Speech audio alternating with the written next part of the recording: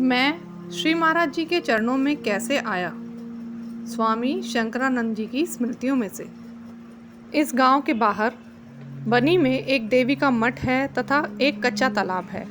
मठ पर पक्षियों के लिए नियम से नाच डाला जाता था और शायद आज भी डाला जाता है। बचपन में ये काम मैं किया करता था। मैं मठ पे जाता, नाच बखेरता, जोड़ में से 5 डले मिट्टी छांटता और लौट जाता। ये मेरा प्रतिदिन का काम था। गांव के आसपास के अनेक महात्मा लोग यहाँ आया करते थे। कोई खड़ा तपता था, कोई धूनी तापता था और कोई धूप में यूं ही खड़ा रहता था, पर इनमें से किसी पर भी मेरी श्रद्धा नहीं हुई।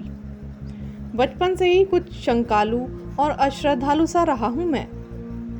एक बार श्री महाराज जी वहाँ पधारे। मेरा तो यही विश्वास है कि वे श्री महाराज जी ही थे।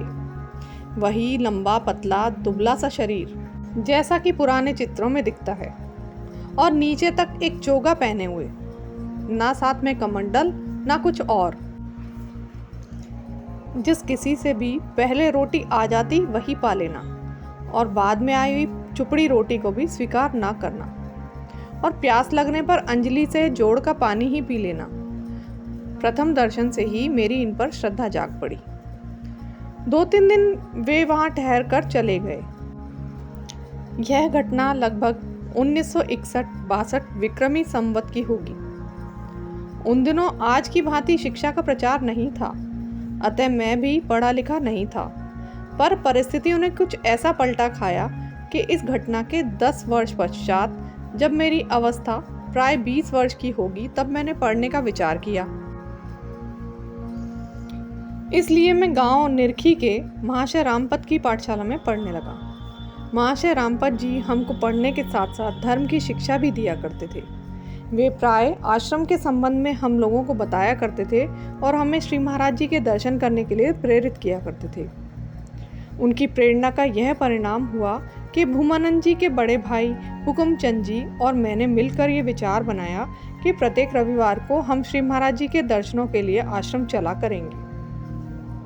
योजना के अनुसार एक रविवार हम लोग आश्रम आ गए। श्री महाराज जी उन दिनों छोटे सत्संग भवन में विराजते थे। हम लोग आश्रम पहुंचे तो श्री महाराज जी प्रेस वाले मकान के उत्तर की ओर, जिधर अब राव श्री राम का मकान है, एक नीम का सहारा लिए हुए विराजमान थे। हमने निकट पहुंचकर श्री महाराज जी को प्रणाम किया तथा श्री महाराज जी ने हम लोगों को रूस के बेल्शविक की बात सुनाई। दर्शन करके हम लोग लौट पड़े और मार्ग में आपस में बातें करते हुए आए कि इन महात्मा जी ने तो धर्म की कोई बात बताई ही नहीं। फिर भी हम लोग प्रति रविवार श्री महाराज जी के दर्शन के लिए आश्रम आते रहे। धीरे धीरे मेरा आकर्षण श्री महाराज जी की ओर बढ़ता जा रहा था। मेरा विवाह हो चुका था, किंतु मेरी पत्नी विदा होकर अभी नहीं आई थी। मेरे छोटे भाई रामदयाल की विवाह की चर्चा चल रही थी। मैंने उसे समझाया कि तू विवाह मत कर, मेरी पत्नी को तू ग्रहण कर ले। हमारे समाज में ये बुरा नहीं माना जाता, क्योंकि मैं तो घर छोड़कर आश्रम में रहने का निर्णय कर चुका हूँ। उस पर मेरी बात का कुछ ऐसा प्रभाव हुआ कि मुझसे पहले ही वह घर छोड़कर आश्रम भाग आया। अब तो मेरा कार्य और भी कठिन हो गया। एक घर में से 2-2 लड़के यदि निकल जाएं तो कैसे होगा। पर मुझे तो गृहस्थ जीवन में कोई सार दिख नहीं रहा था। बड़ी संकटपूर्ण स्थिति थी। मैंने गृह त्याग का निश्चय तो कर लिया, पर अपनी पत्नी के प्रति मेरा कुछ कर्तव्य है, यह विचार रह रहकर मेरे मन को कचोट रहा था।